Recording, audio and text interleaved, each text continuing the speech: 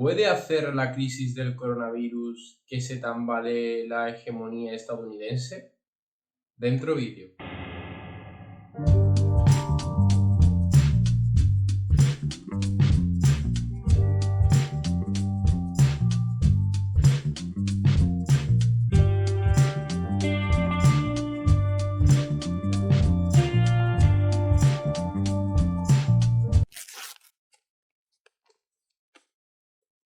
Tras la Segunda Guerra Mundial se establece un nuevo equilibrio internacional, caracterizado por el conflicto entre bloques de la Unión Soviética y Estados Unidos. Con la caída de la Unión Soviética, todo parecía indicar que se iba a imponer la hegemonía estadounidense. Y en buena medida así fue. Buen ejemplo de la evolución de la hegemonía estadounidense se puede ver cuando vemos cómo evolucionó la postura de Estados Unidos en el Golfo Pérsico.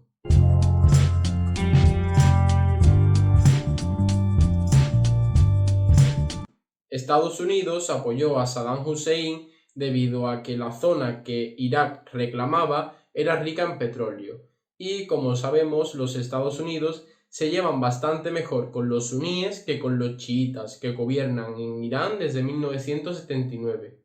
La Primera Guerra del Golfo acaba en 1988, sin un vencedor claro, pero sí es significativo recordar que Estados Unidos llegó a defender a Irak frente a la ONU. A pesar del apoyo estadounidense, Irak sale muy mermado de la guerra, principalmente en términos financieros, debido a que había contraído grandes deudas con Kuwait para financiarla, y Kuwait reclamaba a Irak que pagara su deuda. Además, empieza a aflorar una especie de conflicto entre Kuwait e Irak, debido a que Irak defendía en la OPEP que se debía de bajar la producción del petróleo para así aumentar el precio y evidentemente que empezara a entrar más dineros en las arcas iraquíes para así poder financiar su deuda. Sin embargo, Kuwait defendía todo lo contrario, es decir, Kuwait decía que se debería de empezar a producir más para bajar el precio del petróleo. Así estalla el conflicto entre ellos en agosto de 1990, cuando Irak invade Kuwait. Aquí es cuando Estados Unidos cambia de posición respecto a Saddam Hussein e Irak. Esto se debe principalmente a que la política de reducir la producción y aumentar el precio del petróleo no era conveniente para los Estados Unidos, por lo que no dudó en liderar el apoyo a Kuwait. La consecuencia directa de este conflicto será la aplicación por parte de Estados Unidos a Irak de un bloqueo económico, debido a que como Estados Unidos ya no se llevaba tan bien con Saddam Hussein debido a que éste no defendía sus intereses económicos en la zona, y no contento con el bloqueo económico que se le puso en 1990 a través de la ONU, pero liderado por Estados Unidos, se decide invadir en 2003, con el objetivo de hacerse con las reservas de petróleo. Sin embargo, decir que se iba a invadir a un país que estaba muy empobrecido desde 1990 debido al bloqueo económico por hacerse con las reservas de petróleo parecía un poco descabellado. Por lo tanto, la estrategia que se tomó es decir que Saddam Hussein tenía armas de destrucción masiva, lo cual después se demostró que era falso. En primer lugar, porque si Saddam Hussein hubiera tenido armas de destrucción masiva, no se hubieran atrevido a invadir Irak. A lo que me refería con este ejemplo es que en él se ve perfectamente cómo evoluciona la hegemonía estadounidense. En un primer lugar, en 1980, apoya a su bando vencedor en ese momento, que era Saddam Hussein e Irak, pero lo hace de una manera indirecta, no directamente, debido a que en ese momento Estados Unidos todavía se veía con determinadas limitaciones a hacer y deshacer lo que le daba la gana en Oriente Medio. En 1990, en plena decadencia de la Unión Soviética, ya Estados Unidos se ve con mayor capacidad para imponer sus intereses económicos. Por ello impone un bloqueo económico en la zona. Sin embargo, será en 2003 cuando Estados Unidos se ve con la capacidad de hacer lo que le da la gana, imponiendo su hegemonía económica y militar. En este caso, invadiendo a Irak, sin ninguna razón de peso que lo justificara, simplemente por sus intereses económicos. Sin embargo, ciertas herramientas que tenía Estados Unidos para afianzarse como la potencia económica y militar hegemónica se han ido cuanto menos desquebrajando en los últimos 15-20 años. En primer lugar, lo que ha caído ha sido la hegemonía económica de Estados Unidos. Tal y como sabemos, Estados Unidos ha sido la primera potencia económica del mundo desde la Primera Guerra Mundial. Sin embargo, en el año 2011, China adelanta a Estados Unidos en PIB en paridad de poder adquisitivo, lo que significa que China actualmente es la primera potencia económica del mundo. Sin embargo, Estados Unidos sigue siendo la primera potencia económica mundial de facto respecto a China debido a que tiene un arma que China no tiene, y ese arma es el dólar, debido a que el dólar no funciona como una divisa más, es decir, el dólar no es exclusivamente la divisa de Estados Unidos, como sí puede serlo el rublo para Rusia. El dólar, más que una divisa de Estados Unidos, es una divisa utilizada en todo el comercio internacional, incluido el petróleo. Esto hace que Estados Unidos tenga unas ligeras ventajas respecto a sus competidores por dicha hegemonía, debido a que la gente demanda dólares para comprar petróleo, demanda dólares para hacer transacciones internacionales, demanda dólares para tenerlos como reservas en sus bancos centrales. Esta demanda de dólares en los mercados de divisas permite a los Estados Unidos aumentar la oferta de dólares sin que baje la cotización del dólar. Me explico.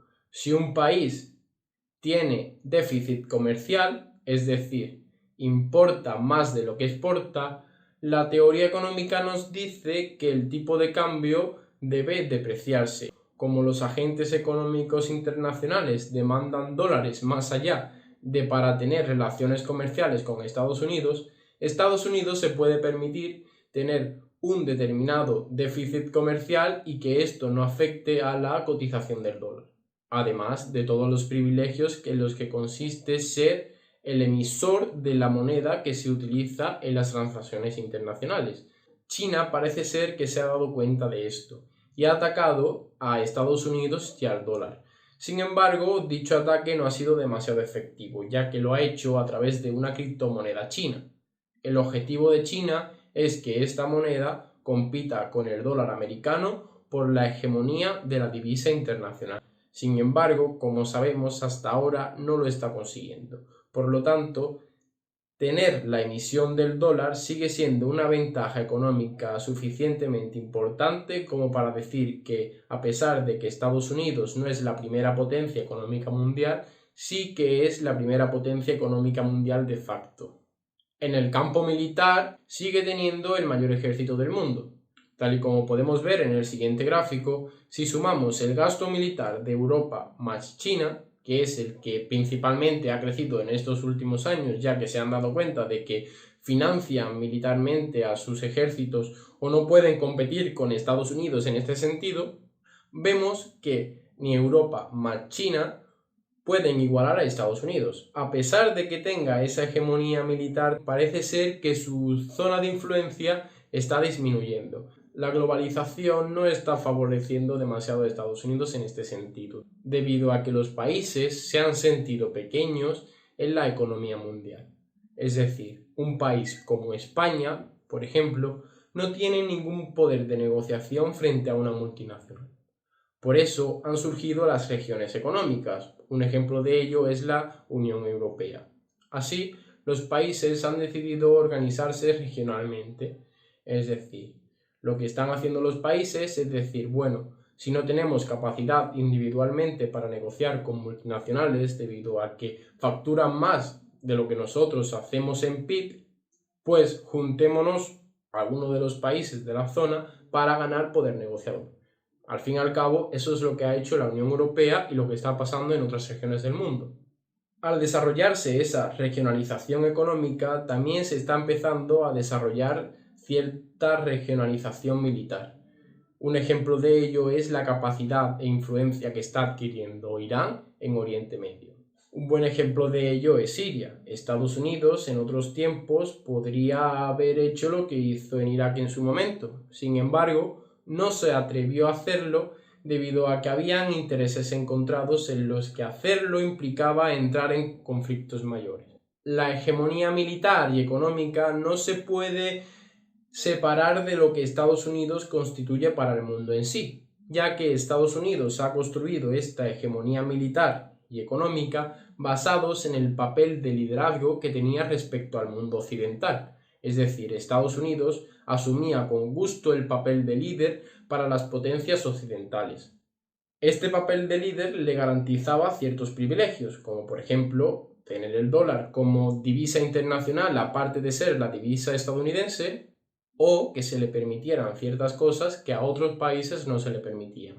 Este liderazgo estadounidense empieza en la Primera Guerra Mundial, aunque cuando de verdad se asienta a Estados Unidos como líder es a partir de la Segunda Guerra Mundial. El Plan Marshall, Bretton Woods, la creación de Naciones Unidas, amparado por Estados Unidos y, como ya decimos, Estados Unidos haciendo de líder, fue lo que posteriormente otorgó a Estados Unidos esa capacidad de liderazgo y, como decimos, esa hegemonía económica y militar. Este liderazgo es lo que se está viendo más desquebrajado en los últimos años.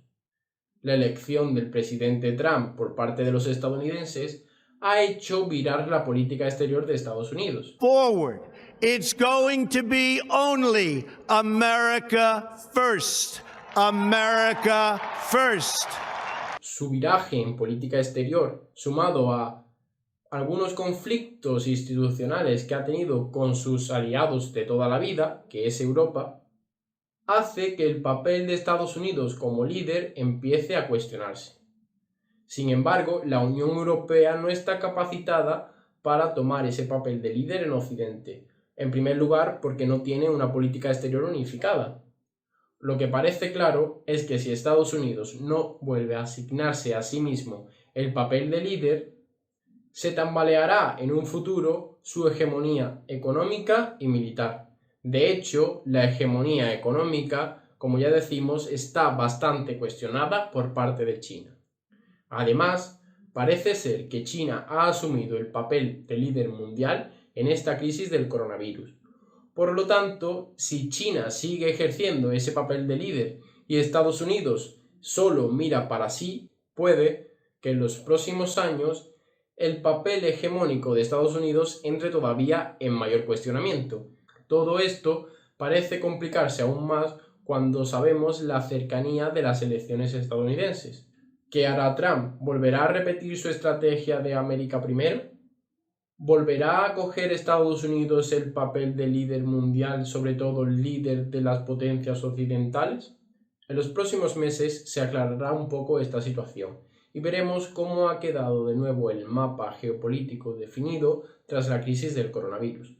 Pero todo parece indicar que China y varias potencias emergentes como Irán, como India, como Rusia se van a ver fortalecidas, y otras potencias que antiguamente eran más hegemónicas como Europa o Estados Unidos se van a ver más dañadas. Por ello, si quieres estar al tanto de cómo va a evolucionar los conflictos internacionales, la geopolítica, cómo Trump va a desarrollar su política exterior, si va a tomar de nuevo el papel de líder, si no va a tomar el papel de líder, si China va a tomar ese papel de líder y por tanto se le van a conceder ciertos privilegios que siempre se le han concedido a Estados Unidos. Y en general, si quieres estar informado de todo esto, te pido que te suscribas. Hasta aquí ha sido el vídeo de hoy, espero que os haya interesado, que os haya gustado, que os haya servido de algo y sobre todo que hayáis aprendido algo de economía o de geopolítica. Además, me gustaría deciros que dejéis en los comentarios qué vídeo preferís que sea el siguiente. Creo que el siguiente vídeo de todas formas va a ser sobre la deuda pública, pero aún así, el siguiente vídeo de la deuda pública estoy dudando entre hacerlo sobre la globalización o sobre las guerras del Golfo, así que dejadme en el comentario qué vídeo preferís. Un saludo y nos vemos pronto.